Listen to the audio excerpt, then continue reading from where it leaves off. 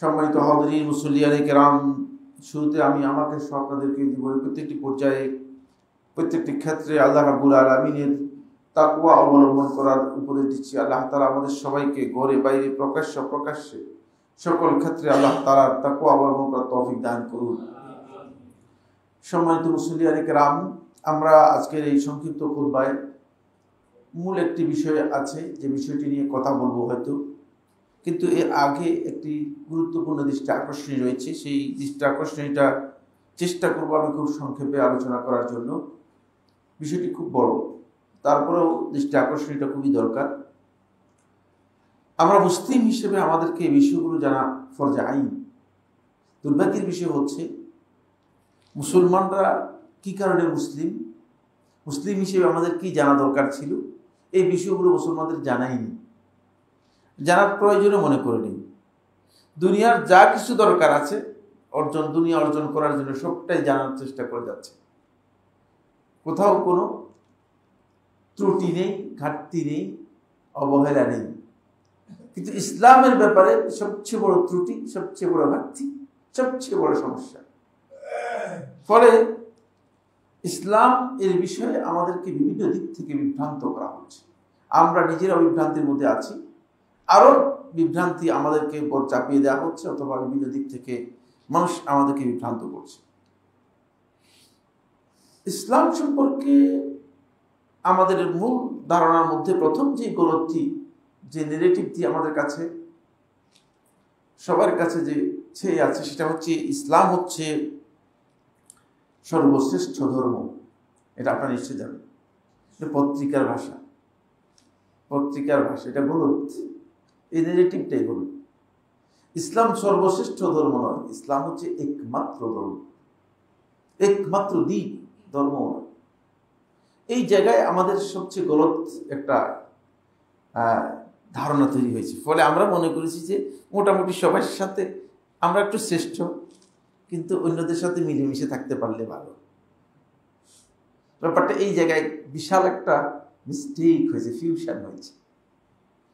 এই যে মিশ্রণটা, এই মিশ্রণটা আমাদের বিশাল ক্ষতি করেছে। আল্লাহ সুবহানাহু ওয়া তাআলা এই দিনকে একমাত্র দিন হিসেবে ঘোষণা করেছেন। আল্লাহ তাআলার কাছে আর কোনো দিন না, সেগুলো নিয়ে আল্লাহর কাছে যাওয়ার কোনো সুযোগ নেই, কোনো সুযোগই নেই। সূরা আল বাকারা 3 নম্বর, সূরা আল মাইদা 3 নম্বর আয়াতের মধ্যে আল্লাহ তাআলা বলেছেন, আল ইয়াউমা আকমালতু লাকুম দীনাকুম ওয়া আতমামতু আলাইকুম নি'মাতি ওয়া রাদিতু লাকুমুল ইসলাম দীনা। কেবল ইসলামকেই তোমাদের জন্য দিন হিসেবে আমি সন্তুষ্ট চিত্তে মনোনীত করেছি এবং এটাকেই পরিপূর্ণ করে দিয়েছি। সুতরাং ইসলামের বাইরে অন্য কিছু তালাশ করার সুযোগই নেই, এটা পরিপূর্ণ। হয়তো আমার জানা না থাকতে পারে, অথবা আরেকজনের জানা না থাকতে পারে, কিন্তু এটা যে পরিপূর্ণতে কোনো সন্দেহ নেই। এই জায়গায় আমাদের বড় মিস্টেক হচ্ছে এটি, যে আমরা একটা বিয়ের অনুষ্ঠানই ধরেন, অনুষ্ঠানের শুরু থেকে আরম্ভ করে শেষ পর্যন্ত আপনি যদি একটি একটি করে বের করেন, তাহলে আপনি দেখবেন যে আপনি কয়টা কালচার থেকে, কয়টা দিন থেকে আপনি এগুলো কালেকশন করেছেন, কি জন্য করেছেন। খ্রিস্টানদের থেকে আপনি এনেছেন এঙ্গেজমেন্ট, হিন্দুদের থেকে এনেছেন গায়ে হলুদ। এভাবে আমি আলোচনা করলাম না, কারণ আমার এটা আলোচ্য বিষয় নয়। তাহলে আমার আলোচনার মূল বিষয় থেকে আমি সরে যাব, কারণ আমার আলোচ্য বিষয় থেকে আমি বাইরে যাওয়ার কোনো সুযোগ নেই।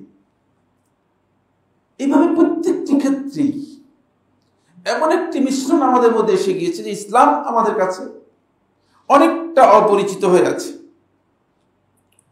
আল্লাহ সুবহানাহু ওয়া তাআলা সূরা আলে ইমরান 19 নম্বর আয়াতের মধ্যে এই বিষয়টি স্পষ্ট করেছেন, ইন্নাদ দীনা ইনদাল্লাহিল ইসলাম।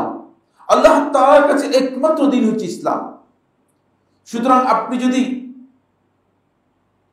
শয়তানকেও খুশি করতে যান, শয়তানের দোষদেরকে খুশি করতে যান, আবার আল্লাহকে খুশি করতে চান, আল্লাহকে খুশি করতে পারবেন না। নিশ্চিত আপনি আল্লাহকে খুশি করতে পারবেন না, শয়তানকে খুশি করতে পারবেন। শয়তানের বন্ধু বান্ধব যারা আছে, আত্মীয় স্বজন যারা আছে, তাদেরকে আপনি খুশি করতে পারবেন, কিন্তু আল্লাহ রাব্বুল আলামিনকে কোনোভাবে আপনি খুশি করতে পারবেন না, কারণ আল্লাহ রাব্বুল আলামিনকে খুশি করতে হলে আপনাকে ওই সব জায়গা থেকে ফিরে আসতে হবে। এই কারণেই সূরা আলে ইমরানের 85 নম্বর আয়াতের মধ্যে আল্লাহ তাআলা বলেছেন, ওয়া মান ইয়াবতাগি গায়রাল ইসলামি দীনান ফালান ইউকবালা মিনহু ওয়া হুয়া ফিল আখিরাতি মিনাল খাসিরিন। যে ব্যক্তি ইসলাম ছাড়া অন্য কোন দিন, অন্য কোন জীবন ব্যবস্থা এটাকে ভালো মনে করবে, এটাকে অনুসন্ধান করবে, গ্রহণ করার জন্য চেষ্টা করবে, ফালান ইউকবালা মিনহু, তার কাছ থেকে এটি গ্রহণযোগ্য হবে না, গ্রহণ করা হবে না। ওয়া হুয়া ফিল আখিরাতি মিনাল খাসিরিন, সে আখিরাতে ক্ষতিগ্রস্তের অন্তর্ভুক্ত হবে। আখিরাতে ক্ষতিগ্রস্ত হচ্ছে যারা জাহান্নামে যাবে, তারা ক্ষতিগ্রস্ত। দুনিয়ার কথা আল্লাহ তাআলা বলেন নেই, দেখছেন? মানে দুনিয়াতে আল্লাহ রাব্বুল আলামিন সবাইকে একই পাল্লায় দিবেন না, ক্ষতিগ্রস্ত করবেন না, এই জন্য দুনিয়ার কথা এখানে কিছু বলেন নেই। সে দুনিয়াতে ক্ষতিগ্রস্ত হবে, এই কথা বলেন নেই। দুনিয়াতে কিছু পদমর্যাদা পাবেন, কিছু টাকা পয়সা লুট করতে পারবেন, দুনিয়াতে কিছু পাবেন, এই জন্য দুনিয়ার কথা কিচ্ছু বলেন নেই। আল্লাহর কালাম অত্যন্ত খুবই সূক্ষ্ম অ্যাপ্রোচ, এর উপস্থাপনা পদ্ধতি এত সূক্ষ্ম যে গবেষণা করার অনেক বিষয়ের মধ্যে রয়েছে। ফলে আল্লাহ তাআলা দুনিয়ার কথা কিচ্ছু বলেন না এখানে। ইমাম ইবনে জারীর তাবরী রাহিমাহুল্লাহ তাআলা তাফসীরে তাবরীর মধ্যে উল্লেখ করেন, তিনি বলেন যে এই আয়াত থেকে বোঝা যায় যে আল্লাহ সুবহানাহু ওয়া তাআলা বান্দা যদি ইসলাম ছাড়া অন্য কোনো দিন থেকে কোনো কিছু গ্রহণ করে, তাহলে বান্দার আল্লাহ তাআলা ইসলাম এবং দিন কোনটা গ্রহণ করবে না, কিচ্ছু কম। এটা একেবারেই ধ্বংস করে দিলেন, নিজেরই ক্ষতি করে দিলেন। ফলে অধিকাংশ মুসলিম এরা হয়তো পাসপোর্ট, হয়তো আইডি কার্ড, অথবা মুসলিম নিজের পরিচয় দিয়ে আছে, আসলে ইসলামের সাথে সম্পর্ক কি সেটা তিনি সবচেয়ে ভালো জানেন, কারণ তিনি ইসলাম তো আসলে ইসলাম আল্লাহ তাআলার যে দিন সেখান থেকে নিচ্ছেন না, তিনি এর সাথে যুক্ত করে দিচ্ছেন তার মন করা অনেকগুলো বিষয়। এরপরে এটা হলো 1 নম্বর পয়েন্ট।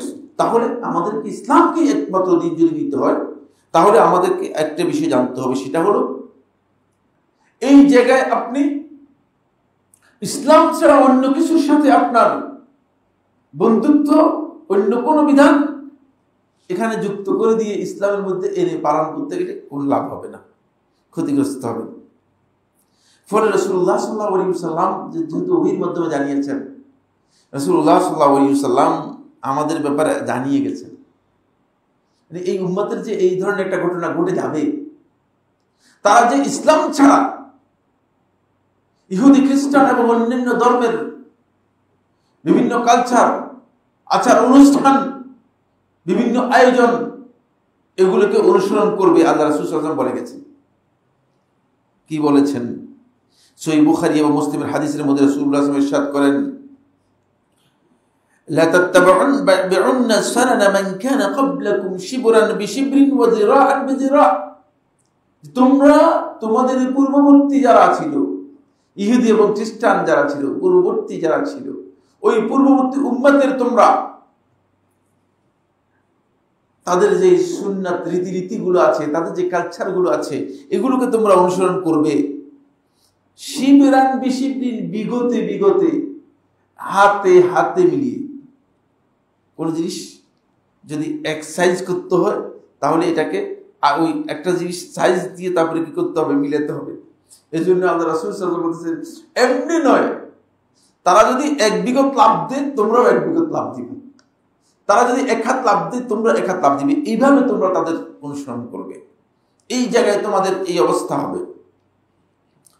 শুধু কি তাই, হাত্তা লাউ সালাকু জুহরা রাব্বিন লাসালাকতুমু, যদি তারা গুইসাপের গর্তের মধ্যে গিয়ে ঢুকে, তোমরাও গুইসাপের গর্তের মধ্যে গিয়ে ঢুকো।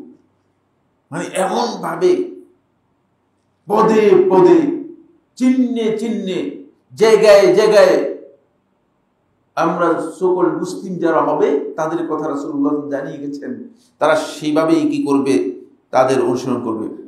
কুলনা ইয়া রাসূলুল্লাহ, আমরা প্রশ্ন করলাম, হে আল্লাহর রাসূল সাল্লাল্লাহু আলাইহি ওয়াসাল্লাম, আল ইয়াহুদ ওয়া নাসারা, আপনি কি ইহুদি এবং খ্রিস্টানদেরকে আমরা অনুসরণ করবো এটা বলতেছেন? কারণ সাহাবায়ে কেরাম এই বক্তব্য শুনে তো হতবাক যে ইহুদি এবং খ্রিস্টানদের শত্রুতা এবং তাদের বিরুদ্ধে আমাদের এত শক্তিশালী অবস্থান, আর রাসূলুল্লাহ বলছেন তাদের আমরা বিগতে বিগতে পদে পদে হাতে হাতে অনুষ্ঠান করব। এটা সাহাবায়ে কেরাম একটু আশ্চর্যবোধ করলে যে জিনিসটা কি বলতেছেন। তখন রাসূলুল্লাহ সাল্লাল্লাহু আলাইহি ওয়াসাল্লাম বলেন, ক্বালা ফামান, আর কে? এদেরই অনুসরণ করবে। সেই সময়টি মুসলমানদের বহু আগেই চলে এসেছে। ইহুদি খ্রিস্টানদের প্রত্যেকটি পদক্ষেপের সাথে মুসলিম উম্মার ওই দিন সম্পর্কে অজ্ঞ জাহিল লোকগুলো হাতে হাতে পদে পদে বিগতে বিগতে অনুসরণ করে যাচ্ছে এবং মোটেও এর মধ্যে কোনো পার্থক্য তারা করছে না। ফলে আল্লাহ রাসূল সাল্লাল্লাহু আলাইহি ওয়াসাল্লাম কঠিনভাবে এই বিষয়টি জানিয়েছেন। বরং রাসূলুল্লাহ সাল্লাল্লাহু আলাইহি ওয়াসাল্লাম আরেকটি হাদিসের মধ্যে, এই হাদিসটিকে হাফিজ মুনাবী রাহমাতুল্লাহ সহিহ বলেছেন, তুহফাতুল আহওয়াজির মধ্যে এসেছে, আরো অন্যান্য riwayতের মধ্যে এসেছে।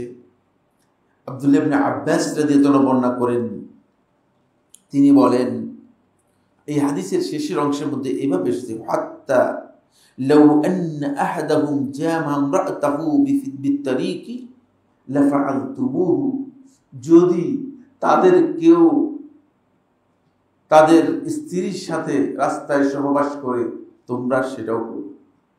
নাউযুবিল্লাহ। এখন তো দেখা যাচ্ছে এরকমই প্রায়, এমন এক জায়গার মধ্যে চলে যাচ্ছে, মানুষগুলো পশুর মতো হয়ে যাচ্ছে, অনুসরণ করতে করতে পশুর মতো মানুষগুলো হয়ে যাচ্ছে, তাদের আখলাক পশুর মতো হয়ে যাচ্ছে। রাসূলুল্লাহ সাল্লাল্লাহু আলাইহি ওয়াসাল্লাম অত্যন্ত নিন্দা জানিয়েছেন এই বিষয়ে। ইহুদি এবং খ্রিস্টানদের কালচারের সাথে মুসলিমদের কালচারকে এইভাবে মিশিয়ে নিয়ে মুসলিমদের এই দুর্দশা হবে, এটা আল্লাহ নবী সাল্লাল্লাহু আলাইহি ওয়াসাল্লাম ওহীর মাধ্যমে আজ থেকে 1450 বছর আগে জানিয়ে এবং সতর্ক করে গেছেন। আসুন, এখান থেকে বোঝা যায় যে আমাদেরকে এই ব্যাপারে সতর্কতা অবলম্বন করতে হবে। মিশে গেলে চলবে না, গা ভাসিয়ে দিলে চলবে না। কিভাবে গা ভাসিয়ে দিচ্ছেন? হাফিজ মুনাবী রাহিমাহুল্লাহ তাআলা ফয়জুল কাদিরের ৫ম খণ্ডে ২৬২ পৃষ্ঠায় তিনি বলেন যে আল্লাহ রাসূলের মুআজিজার একটি অংশ হচ্ছে এটাই যে রাসূলুল্লাহ সাল্লাল্লাহু আলাইহি ওয়াসাল্লাম এই বিষয়ে উম্মাহকে আগেই সতর্ক করেছেন। ফলে আমরা এখন আমাদের সময় দেখতে পাচ্ছি, হাফিজ মুনাবী রাহমাতুল্লাহ আজ থেকে ৫৫০ বছর আগে মারা গিয়েছেন, তিনি বলতেছেন যে আমরা এখন আমাদের সময় দেখতে পাচ্ছি যে মুসলিমরা ফারস্যদের এবং গ্রিকদের, রোমানদের, তারা তাদের পোশাক পরিচ্ছেদে, তাদের আচার আচরণে, তাদের কৃষ্টি কালচারে, এমনকি তাদের অনুষ্ঠানে পর্যন্ত মুসলিমরা তাদের অনুসরণ করছে। আজ থেকে ৫৫০ বছর আগে বলেছেন, ৫৫০ বছর আগে বলেছেন। দেখেন ৩ নম্বর যে পয়েন্টটি এখানে খুবই গুরুত্বপূর্ণ, সেটি হচ্ছে এই, তাহলে ওই তখনকার সময় যেটা দেখেছে এখন তো সেটা কি মুসলিমরা মুছে দিয়েছে? না, বেরিয়ে দিয়েছে। বরং এখন মুসলিমরা আরো আগ্রাসনের মাধ্যমে কবলিত হয়ে এমন অবস্থা হয়েছে যে তাদের আচার আচরণ, কথাবার্তা, বিয়ে শাদী, অনুষ্ঠান সবকিছুর মধ্যেই মূলত ইহুদি খ্রিস্টানদের সমস্ত কিছুই অনুপ্রবেশ করে গিয়েছে। এখানে এরপরে যে পয়েন্টটি আলোচনা করব, মুসলিম উম্মার ঈদ হচ্ছে মূলত ঘোষিত ঈদ, যেটি আনন্দের জন্য ঘোষণা করা হচ্ছে, সেটি হচ্ছে দুটি। কিন্তু এই ঈদ নিয়েও পর্যন্ত বিতর্ক তৈরি করে, কেউ কেউ বেদাতি ঈদ তৈরি করেছে, আবার কেউ কেউ ঈদের সাথে আরো কালচারাল ঈদ তৈরি করে দিয়েছে। কোন অবস্থাতেই ইসলাম অনুমোদন দেয় না। ঈদ ইসলামের ইবাদত, মৌলিক বিষয়। ঈদ উল ফিতর, ঈদ উল আযহা, এটি ইবাদতের সাথে সম্পৃক্ত।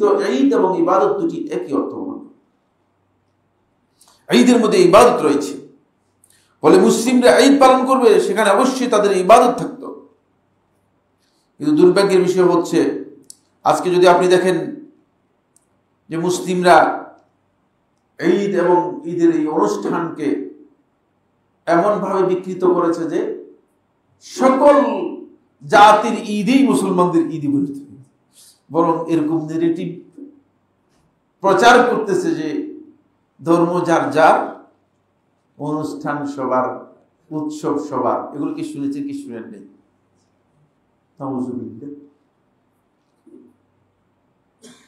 শয়তানের স্লোগান,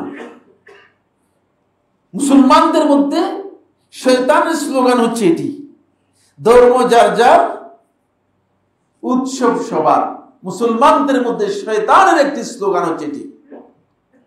মানে আপনার ধর্মের মধ্যে কোন জায়গায় ঘাটতির কারণে আপনি ইহুদি খ্রিস্টান অথবা হিন্দু বৌদ্ধ অন্য ধর্মের অনুসারীদের উৎসব আপনার জন্য মানে উৎসবে পরিণত হবে? কোন কারণে? প্রশ্নই আসে। আবার কয়েকদিন আগে এক বেদাতি মৌলবী, অত্যন্ত কট্টরপন্থী বেদাতি, পথভ্রষ্ট বিভ্রান্ত একজন ব্যক্তি, সে আর এটাকে এই নেগেটিভ চেঞ্জ করে নতুন নেগেটিভ করেছে। সে বলেছে যে মানে মাসলাক যার তার, যার যার, ধর্ম সবার, ইসলাম সবার। এটা আরেকটি ডাহাতি থাকত। ইসলাম একটি পরিপূর্ণ দিনের নাম।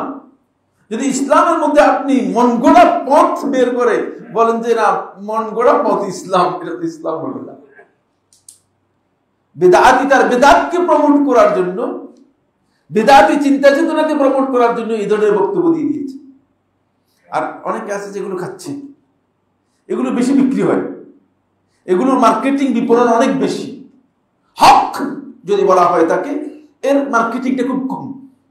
এই মার্কেটিং এই মানুষ তেমন ভালো লাগে না মানুষের কাছে। কারণ আমরা ছোটবেলায় যখন পড়তাম, আমি মনে হয় আমরা খেয়াল করতেছি, পঞ্চম শ্রেণীতে যখন পড়ি তখন আমাদেরকে পড়াইছিল যে আল হক মুররুন, হক হচ্ছে তিতা। আরবিতে পড়াইছিল পঞ্চম শ্রেণীতে, এখনো মুখস্থ আছে, বুঝতে পেরেছেন? হকটা একটু তিতা লাগে। মানে আপনাকে যদি দাওয়াত দিয়ে যদি আপনার মেহমানদারি করলা দিয়ে করে, তাহলে আপনি বলবেন যে এই লোকটা আমার দাওয়াত দিল কেন? আপনি যদিও করলা আপনার জন্য খুবই উপকারী, আপনি খুশি তো হবেন না, আরেকবার দাওয়াত দিয়ে সেখানে জীবনে কোনদিন যাবেন না।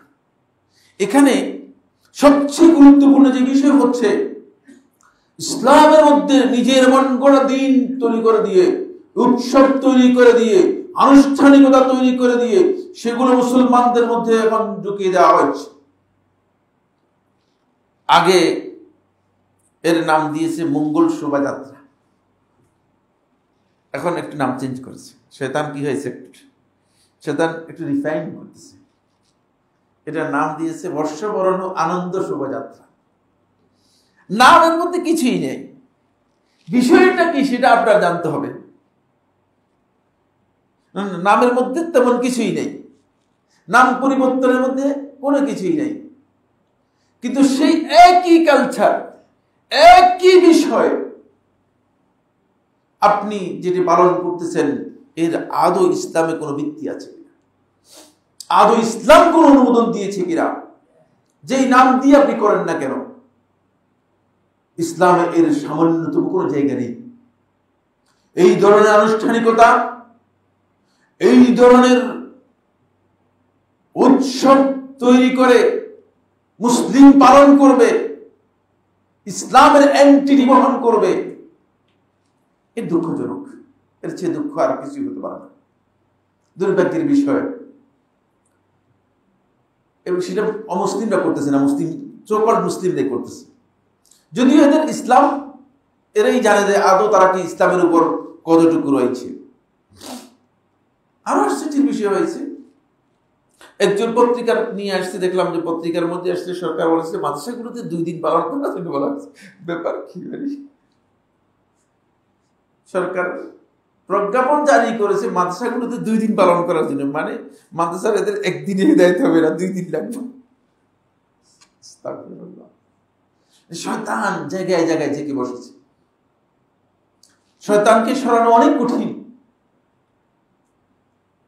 ইসলাম যদি আমরা বুঝতে না পারি তাহলে আমরা আসলে ইসলাম পালন করতে পারবো না।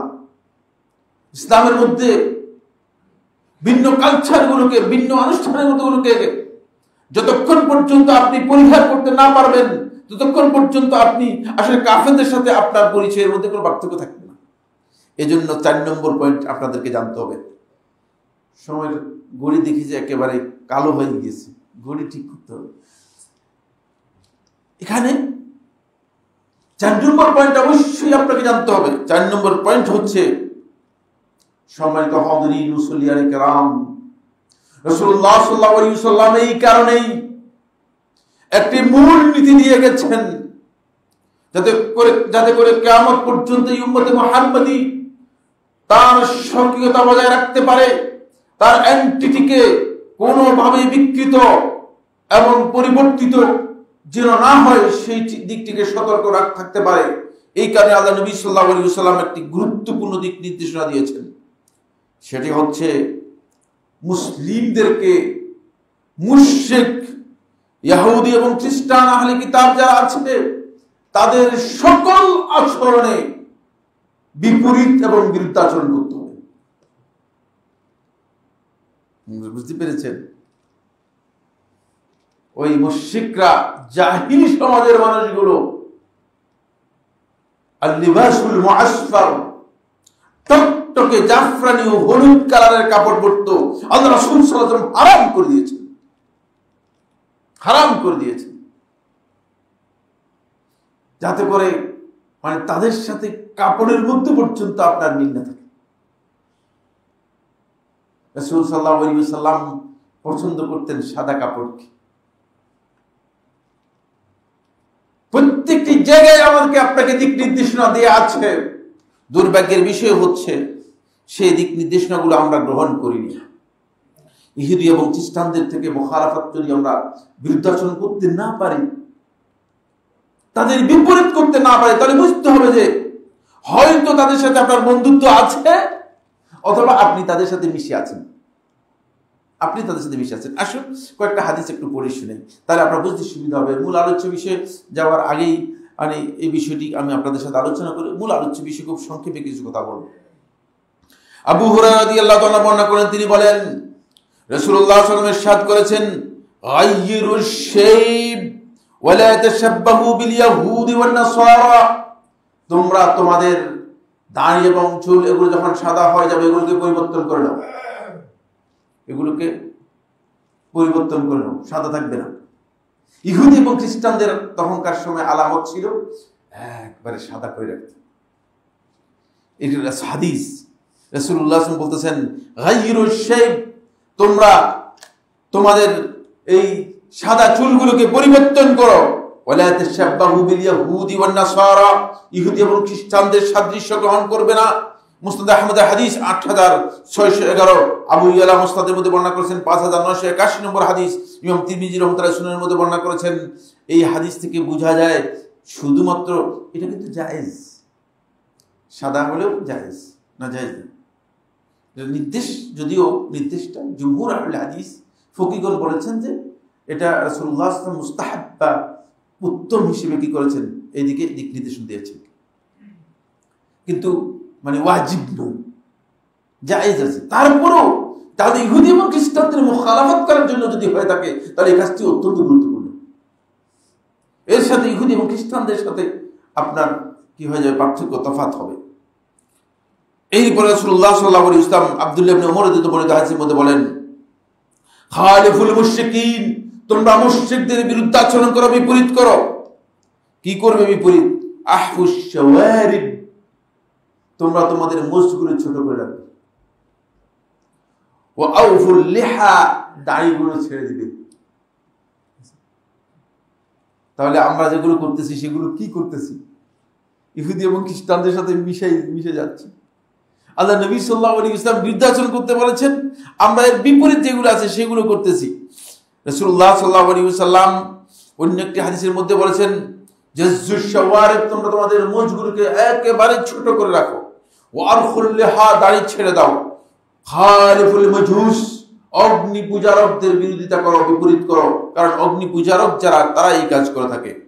এখান থেকে বোঝা যায় ইহুদি এবং খ্রিস্টানদের যে আচরণগুলো আছে সেই আচরণগুলোর সাথে মুসলিম উম্মাহ মুসলমানদের অবশ্যই বিরোধিতা করতে হবে, বিপরীত করতে হবে। এখন আপনি বিপরীত তো দূরের কথা, তাদের পূজা পার্বণ, তাদের আচার অনুষ্ঠান, তাদের মঙ্গল শোভাযাত্রা, এসব কিছুর সাথে মুসলিমরা এখন একাত্মতা ঘোষণা করে গেছে। তাহলে আপনি কোন পর্যায়ের মুসলিম? আপনার এই ইসলামের পরিচয় কি? সেই ইসলামের পরিচয় হচ্ছে আপনি আসলে মুসলিম পরিচয় দিচ্ছেন, কিন্তু চিন্তা চেতনা এবং আচার আচরণে আপনি মূলত তাদেরই একজন। এটা রাসূলুল্লাহ সাল্লাল্লাহু আলাইহি ওয়াসাল্লাম একেবারে স্পষ্ট করে বলেছেন। মুসনাদ আহমদের 5106 নম্বর, আবু দাউদের 3040 নম্বর হাদিসের মধ্যে রাসূলুল্লাহ সাল্লাল্লাহু আলাইহি ওয়াসাল্লাম ইরশাদ করেন, মান তাশাব্বাহা বিকওমিন ফাহুয়া মিনহুম। যেই ব্যক্তি কোন একটি জাতির সাদৃশ্য গ্রহণ করলো, তাদের মতোই আচার অনুষ্ঠান চলাফেরা এবং কালচারের মধ্যে তাদের অনুসরণ করলো, ফাহুয়া মিনহুম, সে তাদেরই একজন। সে আমার মধ্যে আসবে না, আমার দলের মধ্যে আসবে না, তাদের অন্তর্ভুক্ত হয়ে যাবে।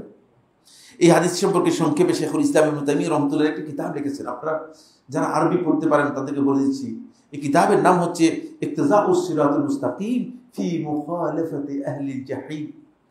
আবার বলছি, ইক্তিজাউস সিরাতুল মুস্তাকিম ফি মুখালাফাতি আহলিল জাহিম, প্রায় 500 পৃষ্ঠার এই কিতাব। কিভাবে আপনি সিরাতুল মুস্তাকিমের অনুসরণ করবেন, সেই ব্যক্তি সত্যিকার সিরাতুল মুস্তাকিমের অনুসারী, যেই ব্যক্তি ওই কাফের মুশরিকদের বিরুদ্ধাচরণ করতে পেরেছে, বিপরীত করতে পেরেছে। এই বিষয়ে বিস্তারিত আলোচনা করেছেন শেখুল ইসলাম ইবনে তাইমিয়া রাহমাতুল্লাহ আলাইহি। সেখান থেকে শুধু কয়েকটা লাইন আমি আপনাদেরকে পড়ে শোনাবো।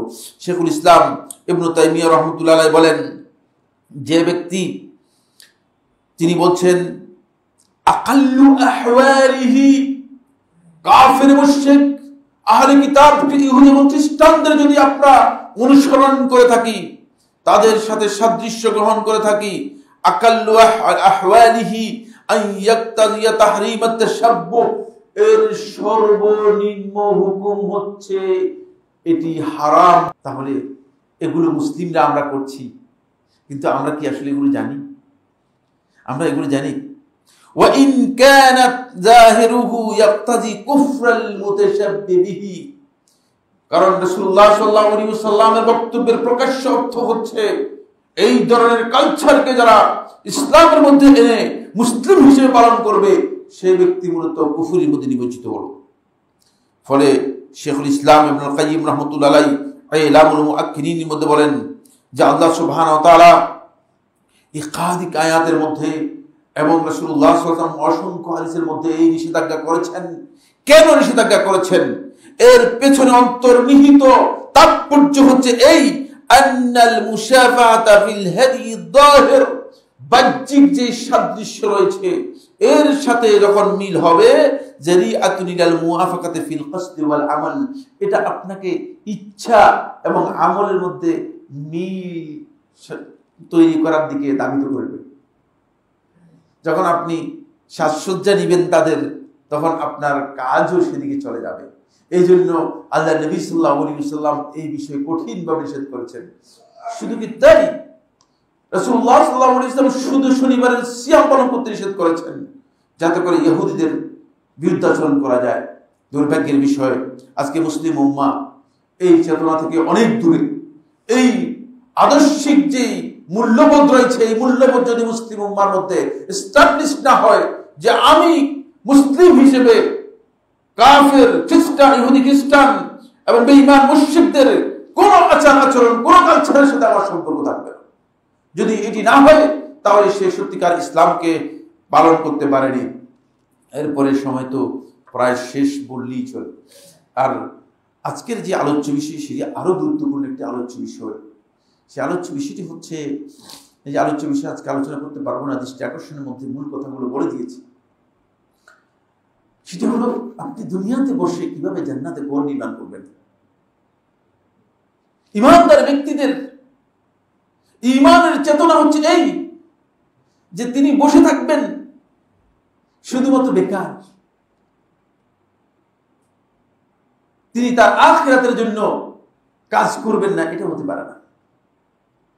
দুনিয়াতে বসে আপনি নিশ্চিত হবেন যে আলহামদুলিল্লাহ আমি জান্নাতের মধ্যে এতটি ঘর নির্মাণ করতে পেরেছি। এটা হচ্ছে ইমানদার ব্যক্তিদের মূল চেতনা।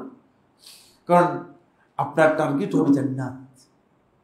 কিন্তু দুর্ভাগ্যের বিষয় হচ্ছে আমাদের সকলের টার্গেট হচ্ছে মানে কিভাবে একটা বাড়ি ঢাকা শহরে করা যায়, কিভাবে ঢাকা শহরে একটা কিছু করা যায়। যত চিন্তা চেতনা আছে সবগুলোকে মূলত আমরা সীমাবদ্ধ করতেছি কিভাবে ঢাকা শহরে বাড়ি করা যায়। একজন লোককে এই পর্যন্ত এই কথা প্রশ্ন করতে দেখি নাই, আজকের দিন পর্যন্ত আমার কাছে একজন লোক আসে প্রশ্ন করে নাই যে সাইফুল্লাহ ভাই কিভাবে জান্নাতের মধ্যে একটা ঘর নির্মাণ করা যায়।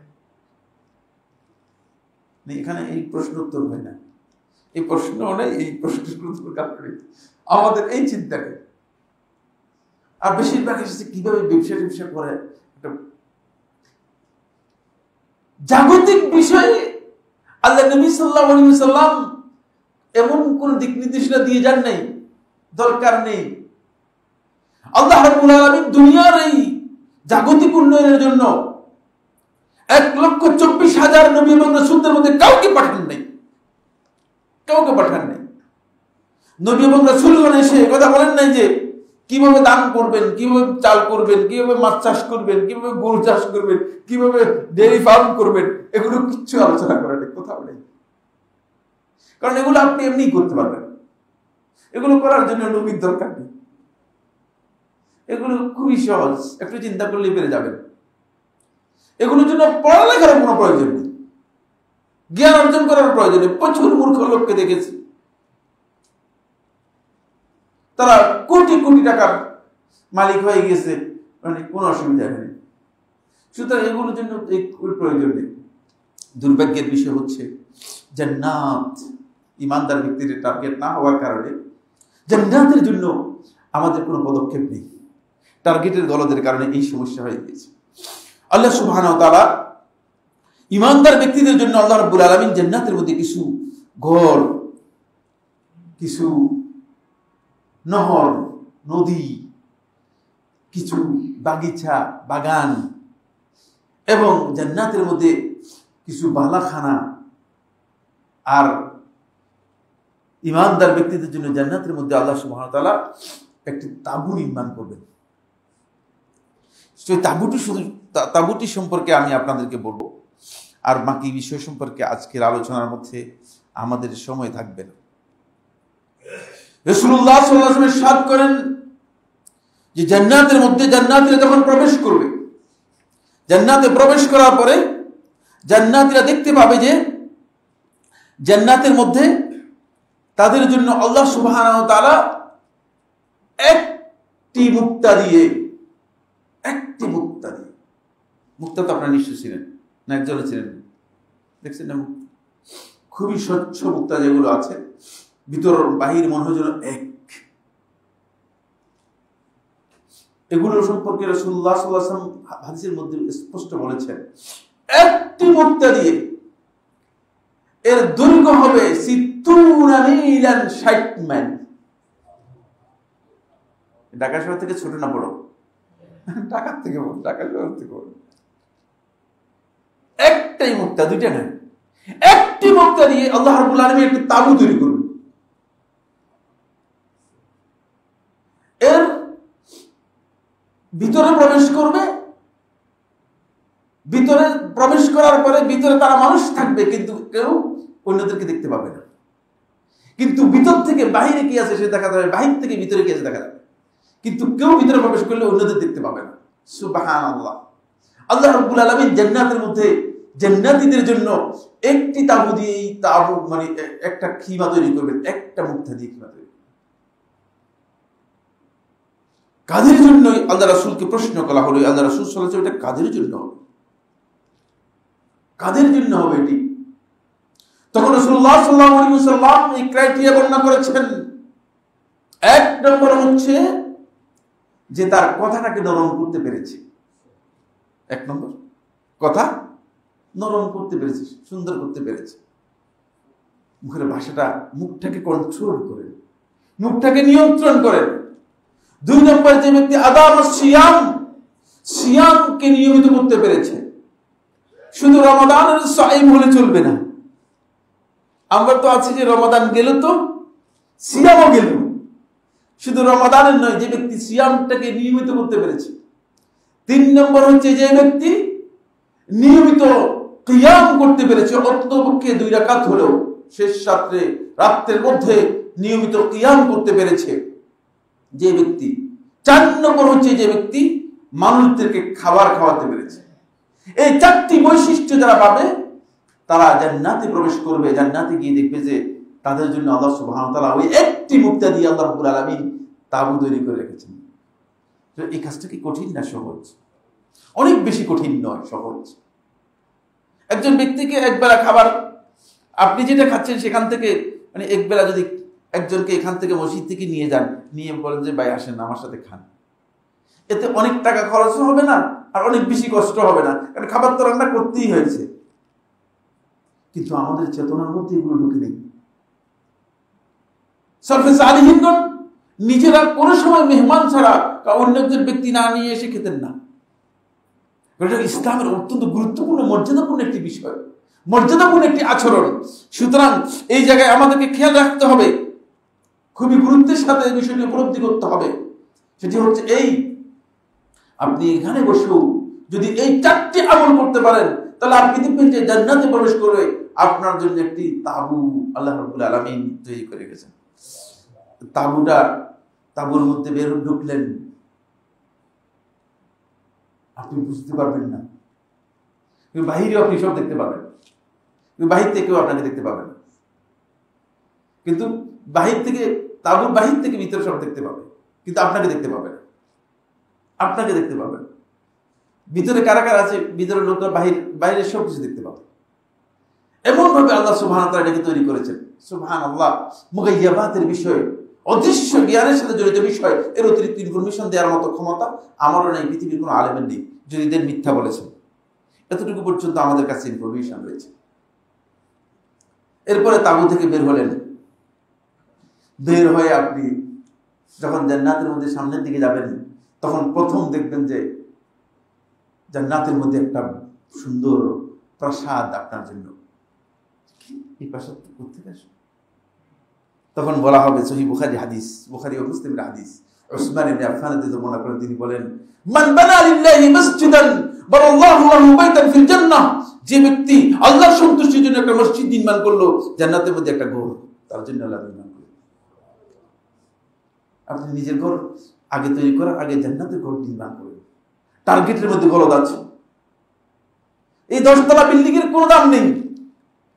অল্প কয়েকদিন আগে যে মায়ানমার সহ এই আশেপাশের কয়েকটা জায়গায় সামান্য একটু এভাবে ঝাঁকানি দিয়েছে, সব বিল্ডিং কি হয়ে গেছে, শেষ হয়ে গিয়েছে। কিন্তু আপনি যদি টার্গেট করতেন যে আমি আগে জান্নাতের মধ্যে আমার ঘরটা নির্মাণ করি, তাহলে আপনি আল্লাহর সন্তুষ্টির জন্য একটা মসজিদ নির্মাণ করতে পারতেন। তাহলে আপনি দেখতেন যে তাবু থেকে বের হয়ে আপনার বিশাল প্রাসাদ, কি এই প্রাসাদ কোথেকে আসলো? আমি তো এটা যে ওই প্রাসাদ যেটা তুমি আল্লাহর জন্য একটা ঘর তৈরি করেছিলে, হয়তো দুনিয়াতে মনে করেছে যে এই ঘর কোনো কাজে লাগবে না, কিন্তু এটা আল্লাহ রাব্বুল আলামিন জান্নাতে এর চেয়ে উত্তম সুন্দর ঘর আপনার জন্য আমার জন্য নির্মাণ করে দিয়েছেন। এরপরে আসুন, এখানে গুরুত্বপূর্ণ একটি হাদিস আপনাদেরকে পড়ে শোনাবো, যেটি আপনাদের সকলেই জানা থাকা দরকার। ইবনে হিব্বান রাহিমাহুল্লাহ তাআলা সহিহে বর্ণনা করেছেন। শেখ নাসরুদ্দিন আলবানী রাহমাতুল্লাহ সহিহুল জামির মধ্যে 6128 নম্বর হাদিসের মধ্যে তিনি এটাকে সহিহ বলেছেন। রাসূলুল্লাহ সাল্লাল্লাহু আলাইহি ওয়াসাল্লাম ইরশাদ করেন, মান বানা লিল্লাহি মাসজিদান, যে ব্যক্তি আল্লাহর সন্তুষ্টির জন্য একটা মসজিদ তৈরি করলো, ওয়ালাউ কামিফহাসি কাতা, যদিও সেটা মানে কাতা একটা পাখি, চড়ুই পাখির মতো অথবা গুগুর মতো, ওই কাতা পাখি ডিম দেওয়ার জায়গা, এখানে ডিম দেয় এতটুক পরিমাণ হয়, এটার মধ্যে নামাজ হবে কিনা? একজন ব্যক্তি নামাজ পড়তে পারবে না? পাখির বাসার মধ্যে কি নামাজ পড়তে পারবে? ছোট শিশুও পারবে না, মানুষ তো দূরের কথা। ওয়ালাউ কামিফহাসি কাতা, যদিও সেটা এতটুক ছোট হয়, বানাল্লাহু লাহু বাইতান ফিল জান্নাহ, আল্লাহ তাআলা তার জন্য জান্নাতের মধ্যে একটি ঘর নির্মাণ করে দেবেন। শেখ নাসরুদ্দিন আলবানী রাহমাতুল্লাহ হাদিসটিকে সহিহ বলেছেন। এই হাদিসের ব্যাখ্যার মধ্যে জমহুর আহলে হাদিস বলেন, এখান থেকে বোঝা যায় আল্লাহর ঘর নির্মাণের ক্ষেত্রে যদি আল্লাহর বান্দা সামান্য সহযোগিতা করে, সেখানেও আল্লাহ রাব্বুল আলামিন তাকে জান্নাত, তার জন্য একটা প্রাসাদ নির্মাণ করে দেবেন। বুঝতে পেরেছেন? নাহলে এরকম একটা পাখির বাসা যদি তৈরি করেন, এতে কি নামাজ হবে নাকি? নামাজ পড়তে পারবেন না। যদি আপনি সেখানে সামান্য অংশগ্রহণ করেন, তাহলেও আল্লাহ রাব্বুল আলামিন জান্নাতের মধ্যে আপনার জন্য একটা ঘর নির্মাণ করে দেবে। তাহলে কত সহজ করে দেওয়া হয়েছে। একটা ঘর যদি জান্নাতের জন্য নির্মাণ করতে পারেন, টার্গেট করুন। আল্লাহ রাব্বুল আলামিন আমাদের সবাইকে তৌফিক দান করুন। আকুলু কওলি হাযা ওয়া লাকুম। আর অনেকগুলো পয়েন্ট, গুরুত্বপূর্ণ পয়েন্ট, যেগুলো আলোচনার মধ্যে আমরা আনতে পারিনি সময়ের কারণে। আল্লাহ সুবহানাহু ওয়া তাআলা আমাদের সবাইকে আমরা দুনিয়াতে আখিরাতের ওই জান্নাতের ঘর যাতে নির্মাণ করতে পারি, আল্লাহ তাআলা আমাদেরকে সেই তৌফিক দান করুন। আকুলু কওলি হাযা ওয়া লাকুম ওয়া আস্তাগফিরুল্লাহ লি ওয়া লাকুম ফাস্তাগফিরুহু ইন্নাহু হুয়াল গফুরুর রহিম। আলহামদুলিল্লাহ আলহামদুলিল্লাহ আলা ইহসানিহি والشكر له على توفيقه وامتنانه واشهد ان لا اله الا الله وحده لا شريك له تعظيما لشانه واشهد ان محمدا عبد الله ورسوله الداعي الى رضوانه وعلى اله واصحابه واخوانه عباد الله رحمكم الله ان الله امركم بامر كريم الا وهو الصلاه والسلام على النبي الكريم فقال في محكم التنزيل ان الله وملائكته يصلون على النبي يا ايها الذين امنوا صلوا عليه وسلموا تسليما اللهم صل على محمد وعلى ال محمد كما صليت على ابراهيم وعلى ال ابراهيم انك حميد مجيد وبارك اللهم على محمد وعلى ال محمد كما باركت على ابراهيم وعلى ال ابراهيم انك حميد مجيد اللهم اعز الاسلام والمسلمين اللهم انصر عبادك الموحدين في كل مكان রব্বুল আলামিন মুসলিমরা পৃথিবীর বিভিন্ন ভূখণ্ডে খুবই বিপর্যস্ত অবস্থায় আছে। রব্বুল আলামিন আপনি মেহেরবানি করে তাদেরকে সাহায্য করুন। আপনি মেহেরবানি করে তাদের উপর আপনার রহমত নাযিল করুন। রব্বুল আলামিন ফিলিস্তিনের মুসলমানরা সবচেয়ে বেশি নির্যাতিত হচ্ছে। রব্বুল আলামিন তাদের উপর আপনি রহমত নাযিল করুন। রব্বুল আলামিন তাদেরকে আপনি আপনার রহমতের চাদর দিয়ে আপনি ঢেকে দিন। রব্বুল আলামিন রব্বুল আলামিন ইসলাম মুসলমানদের দুশমন যারা আছে তাদেরকে আপনি ধ্বংস করে দিন। রব্বুল আলামিন কাফের বেঈমান যারা মুসলমানদের ক্ষতি করার জন্য ষড়যন্ত্র করছে, আপনি তাদের ষড়যন্ত্রটা তাদের বিরুদ্ধেই ষড়যন্ত্র হিসেবে গ্রহণ করুন। রব্বুল আলামিন রব্বুল আলামিন আল্লাহুম্মা আনজিল আলাইহিম বাসাকাল্লাযী লা ইউরাদ, তাদের উপর আপনি আপনার ওই শক্তি এবং ওই সামর্থ্য আপনি প্রয়োগ করুন যা তারা কোনোভাবেই প্রতিহত করতে পারে না। রব্বুল আলামিন রব্বুল আলামিন তাদেরকে আপনি সমূলে আকাশ এবং জমিন থেকে আযাব দিয়ে তাদেরকে ধ্বংস করে দিন। রব্বুল আলামিন রব্বুল আলামিন আমরা যারা মুসলমান অক্ষম আছি, আপনি মেহেরবানি করে আমাদের দোয়া কবুল করুন। আমাদের মধ্যে যারা অসুস্থ আছেন তাদেরকে সুস্থ করে দিন। বিপদগ্রস্ত, ঋণগ্রস্ত, সমস্যাগ্রস্ত, সংকটাপন্ন যারা আছে তাদের বিপদ, ঋণ, সংকট এগুলো দূর করে দিন। রব্বুল আলামিন রব্বুল আলামিন আমাদেরকে দ্বীনের হিদায়াত দান করুন, দ্বীনের উপর অবিচলতা দান করুন, দ্বীনের জ্ঞান দান করুন।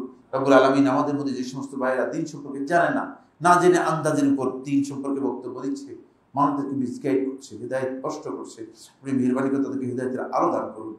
ইবাদাল্লাহ রাহিমাকুমুল্লাহ ইন্নাল্লাহা ইয়া'মুরু বিল আদলি ওয়াল ইহসান ওয়া ইতা'i যিল কুরবা ওয়া ইয়ানহা আনিল ফাহশাই ওয়াল মুনকারি ওয়াল বাগyi ইয়া'iযুকুম লা'আল্লাকুম তাযাক্কারুন ফাযকুরুল্লাহা আয-'আযীমা জাল্লা ইয়াযকুরুকুম ওয়া আশকুরুহু আলা আলাইহি ওয়া নি'আমিহি ইয়াজিদকুম ওয়া লাযিকrullahi আকবার ওয়াল্লাহু